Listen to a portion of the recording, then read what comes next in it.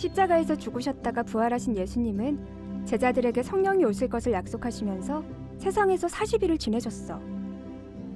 예수님이 제자들을 떠나서 하늘로 올라가시고 열흘 후 예수님의 약속대로 성령이 오셨어. 그리고 성령이 오심과 함께 교회가 생겨났단다. 제자들은 성령의 능력으로 기적을 행하면서 예수님이 메시아라는 것을 전했어. 예수님을 믿는 사람들은 점점 많아져갔고 성도들을 돌보는 일을 위해 집사들도 세워졌지. 교회는 하나님 나라의 질서를 따르는 천국의 모형으로 점점 커져갔어. 그러자 예수님을 못 박았던 유대 지도자들은 교회를 경계하며 감시하기 시작했지. 그런 중에서도 하나님의 천국 계획은 계속되고 있었어. 이번에는 또 어떤 일이 벌어지며 하나님 뜻이 펼쳐질지 함께 살펴보자. 기다리는 제자들이 정말 초조해하고 있어. 잡혀간 제자들에게 별일 없어야 할 텐데 하나님이 지켜주시겠지? 그래도 정말 걱정된다. 가스펠은 어찌 됐는지 알아보러 갔으면서 왜 이리 안 오지? 저기 베드로와 요한이 온다. 가스펠도 왔어. 얘들아, 다녀왔어. 휴. 제자들이 사람들 병을 고쳐주고 예수님을 전하다가 감옥에 갇혔는데 천사가 꺼내줬대 글쎄. 감옥에서 나와서 성전에서 또 예수님을 전했는데 이번에는 공회로 끌려갔어. 슬쩍 봤더니 공회 사람들 앞에서 베드로가 용감하게 예수님이 메시아라고 말하는데 제사장들이랑 바리새인들이 엄청 열받았었어. 당장 죽이자며 달려드는데 꼭 뭔 일 나겠더라. 그때 어떤 나이 많은 사람이 나서서 말하는데 당분간은 그냥 지켜보자고 하는 거야. 뭐랬더라? 예수님 제자들이 자기들 뜻대로 행동하는 거면 결국에는 망하겠지만 만약 정말 하나님 뜻을 따르는 거면 제자들을 해쳤다간 오히려 하나님을 거스르게 된댔어. 그러니까 제사장들이 제자들을 그냥 때리게 하고 다시는 예수님 전하지 말라면서 풀어줬어. 이런 핍박은 예상했던 일이야. 예수님도 하나님 나라를 전하시면서 핍박을 받으셨잖아. 틀림없이 앞으로 더 심해질 거야. 하지만 우리가 예수님 이름으로 핍박받는 건 영광이지. 그래. 우리 힘으로 예수님을 전하는 거라면 이런 핍박에 진작 포기했겠지. 하지만 우리에게는 성령님이 계시고 또 예수님이 우리와 항상 함께 하신다고 하셨으니까. 그렇게 당하고 왔는데 제자들 다짐이 더 굳세졌어. 성령님이 힘을 주시는구나. 그런데 정말 제자들 말대로 괴롭힘이 심해질까? 스데반이 체포당할 거라고 했었지? 맞아. 그게 아주 큰 사건이 될 것 같은데 무슨 일이 벌어질까? 뭐지? 미엘 천사님이다! 안녕 얘들아. 미엘 천사님 어디 계세요? 왜 안 나타나세요? 얘들아, 너희끼리도 잘할 수 있잖아. 프라이드도 물론이고.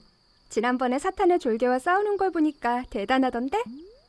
이제 필요할 때 가끔 이렇게 연락하는 걸로 충분할 테니까 더 이상 나는 너희들이랑 같이 안 다닐 거야. 네? 뭐라고요? 그렇지만 미엘 천사님, 우리끼리 정말 괜찮을까요? 물론이지. 너희들이 이만큼 자라나도록 내가 아니라 하나님이 돌봐주셨어. 지금도 너희들 지켜주고 계시고 앞으로도 그러실 거란다. 그러니 걱정 말라고. 그런데 참! 너희들 스데반에 대해 보게 될 텐데 그 전에 들려주고 싶은 얘기가 있어. 무슨 이야기요? 사실은 스데반이 체포된 다음 나중에 벌어지게 될 일들 중 하나란다. 오늘 너희가 보게 될 사건의 결과 가운데 생긴 일이라고 볼 수 있어. 사도 바울이 전도활동을 시작하는 무렵의 일이야. 스데반 사건 이후 복음은 예루살렘을 벗어나 유대 땅 전체로 퍼지게 돼. 사도들도 예루살렘 바깥에 여기저기서 복음을 전하고 있었는데 베드로도 전도 사역을 하다가 요빠라는 곳에 이르러 머물고 있었어.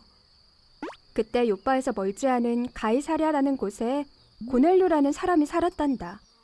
80에서 100명 정도의 부하를 거느린 로마군 부대의 대장이었어. 당연히 로마 사람이지. 이방인 말이야. 이방인과 유대인은 사이가 좋지 않았어. 율법에 따라서 유대인들은 이방인들과는 거리를 두고 그들 집에도 가지 않았단다. 이방인을 부정하게 여기며 자신들이 하나님께서 선택한 민족이라는 자부심이 가득했어. 유대인이라면 모두 율법을 지켜야 하기 때문에 성도들도 이방인을 멀리하기는 마찬가지였지. 고넬료가 살던 가이사랴는 로마 군대의 기지가 있던 곳인데 로마군은 주민들을 함부로 대했고 주민들은 좋아할 리가 없었지. 하지만 고넬료는 로마 군인이면서도 유대 백성에게 잘 대해주고 여러 사람들을 도왔어. 이방인이지만 하나님을 믿고 기도하는 사람이었단다. 그런데 어느 날 오후에 고넬료가 환상 중에 천사를 만나게 돼. 천사는 그동안 고넬료의 선한 행동과 태도를 하나님이 모두 알고 계시다면서 베드로가 있는 곳을 콕 집어서 알려줬단다. 심부름꾼을 보내서 베드로를 데려오라고. 한편 이튿날 베드로도 아주 신비한 경험을 하게 되는데 말이야. 직접 들어볼래? 그거 참 정말 이상한 일이야. 여러분, 저는 오늘도 다른 날과 다름없이 기도 시간에 맞춰 기도를 드리는 중이었습니다.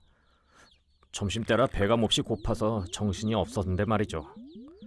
꿈인지 진짜인지 갑자기 하늘에서 큰 보자기가 내려와 들이우는 것이었습니다. 보자기 안에는 온갖 동물이랑 벌레랑 새들이 가득했는데 저더러 그걸 잡아 먹으라는 소리가 들렸어요. 그 속에는 율법에 금지한 부정한 짐승들이 있었기 때문에 저는 당연히 싫다고 했죠. 그랬더니 하나님께서 깨끗하게 하신 것을 더럽다고 하지 말라는 말씀이 들렸습니다. 이런 일이 똑같이 3번이나 있었단 말입니다. 여러분, 이게 대체 무슨 뜻일까요? 저기 혹시 여기 베드로라는 분이 계십니까? 실은 저희는 가이사랴의 백부장 고넬료님의 심부름꾼들입니다만. 이런 일이 생기다니. 이건 분명히 하나님의 뜻이구나. 제가 당신들과 함께 가지요. 이방인 고넬료의 초대를 받은 베드로는 요빠의 성도들 몇 명과 함께 그의 집에 찾아갔지. 거기서 고넬료의 가족과 친구들을 만난 베드로는 하나님께서 뜻하신 바를 분명히 깨닫고 고넬료 집안 사람들에게 예수님에 대해 전하면서 구원의 길을 소개했단다. 그래서 무슨 일이 일어났게? 그곳에 모인 사람들 모두에게 성령이 내리셨단다. 베드로 일행은 이방인들에게 예수님의 이름으로 세례를 주고 그곳에서 함께 며칠을 지냈단다. 확실히 알겠어요. 하나님은 복음이 유대인들에게만 머물러 있는 걸 원하지 않으셨군요. 예수님의 마지막 명령도 유대인, 이방인 가리지 않고 복음을 전하라는 거였네요. 오, 훌륭해. 역시 그레이스. 믿음직하네. 처음에 성도들은 예수 그리스도의 복음이 유대인들만을 위한 것이라고 생각했어. 다윗의 후손이신 예수님이 유대인만을 위한 구원자라고 여겼지. 하지만 그런 생각은 그레이스 말대로 하나님 뜻과 맞지 않아. 얘들아, 너희가 오늘 목격할 사건 이후 예루살렘 성도들이 뿔뿔이 흩어지는 일이 있을 텐데 고넬료 이야기를 떠올리면서 바로 그 의미에 대해서 생각해 볼 수 있을 거야. 이방인, 유대인 할 것 없이 하나님은 세상 모든 사람을 사랑하셔. 교회가 유대 지도자들에게 핍박받는 일도 하나님은 천국 계획을 위해 사용하실 거란다. 자, 이제 맘 단단히 먹고 잘 지켜봐. 아, 그리고 너희들 사울이란 사람을 만나면 그 사람을 주의해서 보렴. 사울이요? 누군데요?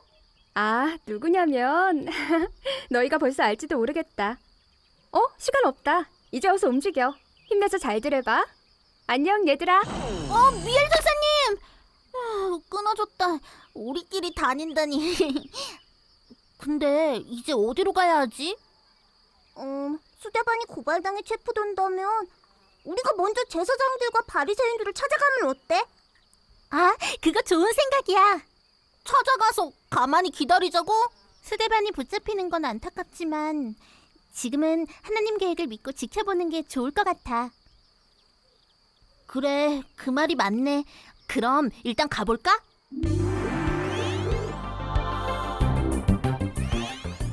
어디야, 여기? 여긴 공회가 열리는 집 앞인데. 저기 누구 있다. 무슨 얘기 중이지? 가말리엘 선생님, 곧 스데반을 이리 끌고 올 것입니다. 스데반이라면? 예수를 따르는 자들이 자꾸 늘고 있지 않습니까? 스데반은 얼마 전에 그 무리에 빠져든 자입니다. 기적을 행하는 척하며 예수가 메시아라고 사람들을 꿰어냈습니다. 원래 자기가 속했던 헬라 출신 유대인 회당의 사람들과 예수의 일로 토론을 벌이다 고발당했습니다. 우선 공회에 세워서 이야기를 들어봐야겠지. 이 자들이 골칫거리긴 해도 아주 신중하게 대해야 하네. 이전에도 말하지 않았던가? 만약에 예수를 따르는 사람들이 점점 많아지는 것이 정말로 하나님의 뜻이라면 우리가 함부로 거스를 수 없는 일이야. 저 사람 어디서 봤나 했더니 제자들이 공회에 끌려갔을 때 있었던 사람이야. 그때도 방금 저 얘기했었다고.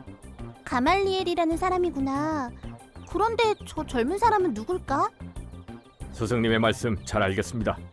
하지만 그자의 말을 직접 들어보시면 스승님도 틀림없이 큰 문제라 여기실 겁니다. 가만히 둘 수는 없습니다. 여러 공회원들 앞에서 엄정히 살펴보고 정말 이단이라면 그자를 처벌하는데 제가 앞장서며 책임을 질 것입니다. 저 사람 좀 살벌하네. 표정이 무서워. 아, 저기 사람들이 온다. 저기 스데반 집사야. 우리도 따라 들어가 보자. 그대가 스데반이요. 고발하는 측은 이야기하시오. 스데반이 모세와 하나님을 모독하는 말을 하는 것을 들었습니다. 이자는 끊임없이 거룩한 성전과 율법을 모독했습니다. 나사렛 예수가 성전을 헐고 모세의 율법도 뜯어고칠 거라고 말하는 걸 똑똑히 들었습니다. 여기 끌려왔으면서도 천사같이 평온한 표정이라니 예사로운 자는 아닌 게 틀림없어. 그대를 고발하는 내용이 모두 사실인가? 이곳에 모인 형제분들, 어르신들, 제 말을 들어보십시오. 하나님은 우리 조상 아브라함과 언약을 맺으신 이래로 우리의 여러 선조들을 돌봐주셨고 하나님의 언약은 이삭과 야곱, 요셉을 거쳐 이어져 왔습니다. 또한 율법을 전해받은 모세와 하나님의 성전을 건축하고자 했던 다윗 왕에 대해서는 여러분들도 잘 아실 것입니다. 그러나 여러분은 모세의 율법과 성전을 오해하고 있습니다. 예수 그리스도는 율법을 완성하러 오셨고 그분이 성전보다 큰 분이십니다. 하나님은 우리 조상들과 맺으신 언약을 예수 그리스도를 보내시어 이루신 것입니다. 그런데 당신들은 성령과 하나님을 거역하며 하나님이 보내신 의인을 배반하고 죽였습니다. 당신들은 율법을 받기만 하고 지키지는 않았습니다. 성령과 메시아 예수님을 거슬러서 행하는 잘못을 버리고 돌아서야 합니다.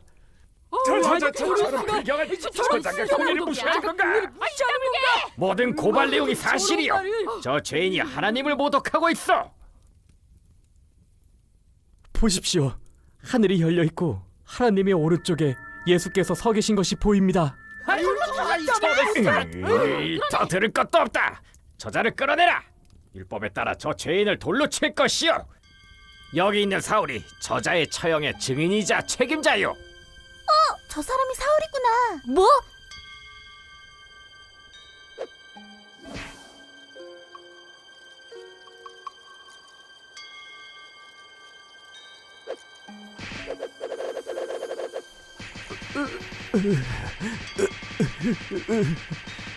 주 예수님, 저의 영혼을 받아주십시오.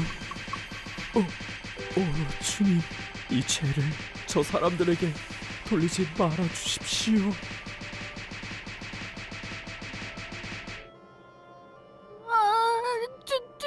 죽었어. 어쩌면 좋아. 어떡해요, 하나님. 어쩌면 좋아요. 아, 정말로 죽게 될 줄은 몰랐는데. 그런데 저 사울이란 사람 진짜 무섭다. 이로써 예수의 제자들이 이단자들이라는 게 확실해졌다. 십자가에 달려 죽은 예수가 메시아라니. 정말 메시아라면 하나님이 그런 식으로 저주받아 죽게 하셨을 리 없단 말이다. 이 자는 율법대로 죽어 마땅한 자다. 나는 이 죽음을 똑똑히 기억할 것이다. 이 순간부터 내 사명은 예수를 따르며 하나님을 모독하는 자들을 처벌하는 거야. 일이 이렇게 풀릴 줄이야. 예수의 무리를 잡는 일에 사울이 계속 이렇게 적극적으로 나서준다면 걱정을 좀 덜겠군. 그래 우리도 좋다고. 저 사울의 녀석 정말 마음에 드네. 저놈을 조정하려고 따로 손댈 필요도 없구나.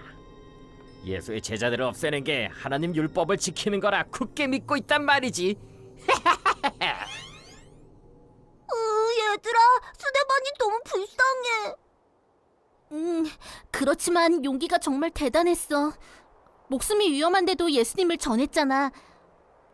우리도 성령님이 함께 하시면 스데반처럼 용감한 믿음을 가질 수 있을까? 분명히 그럴 거야. 얘들아, 스데반의 죽음이 복음 전도에 큰 의미가 있는 사건이랬지? 맞아. 이방인들에게 복음이 전해지게 하시려는 하나님 뜻이 있다고 했어. 그레이스, 책에서 좀 찾아볼래? 잠깐만. 여기 나와 있구나. 최초의 순교자 스데반의 죽음은 복음 전파의 불씨를 지피는 큰 사건이었다. 스데반의 순교 이후 성도들에 대한 핍박이 이어졌는데 사울은 적극적으로 거기에 앞장섰다. 성도들이 박해를 피해 예루살렘을 떠나 흩어지며 복음은 이스라엘 전체로 퍼져나갔고 훗날 이방인에게까지 전해질 수 있게 된다. 7 집사 중에 한 사람인 빌립은 사마리아를 비롯해 여러 지방에 다니며 전도 활동을 하다가 에티오피아에서 온 고관을 만나서 예수님을 전해주고 세례를 베푼다. 한편 안디옥 지역에서도 예루살렘에서 온 성도들로 인해 자연스레 교회가 생기게 되었다. 아, 이런 일들이 있고 나서 베드로와 고넬료가 만나는 일이 벌어지는 거구나. 그 후 사도 야고보가 순교하고 다른 제자들도 붙잡혀서 여러 번 감옥에 갇히지만 모진 고난 속에서도 복음을 전하는 사명을 다하기 위한 성도들의 노력은 계속됐다. 그렇게 된다면 역시 스데반의 죽음이 헛되지 않을 거야. 앞으로 성도들이 겪을 어려움도 마찬가지겠지? 얘들아, 우리 저 사람 따라다니며 지켜보자. 뭐? 저 무서운 사람아? 예수님 제자들을 괴롭히는 걸 보게 될 텐데. 그걸 지켜보자는 거구나.